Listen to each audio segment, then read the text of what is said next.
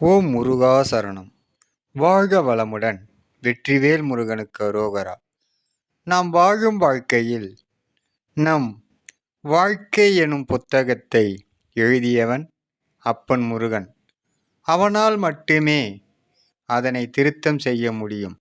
மேலும் நம் தலையெழுத்தை மாற்றும் ஆயுதம் அவன் ஒருவனுக்கே உண்டு.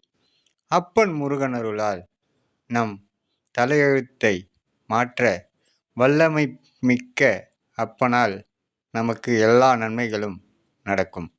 அப்பன் முருகனால். ஓம் முருகா சரணம். முருகனின் மகன் ரவி முருகன்.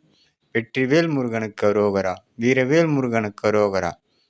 சக்திவேல் முருகனுக்கு அரோகரா. பொன்னைய சிவசக்தி பாலனுக்கு அரோகரா.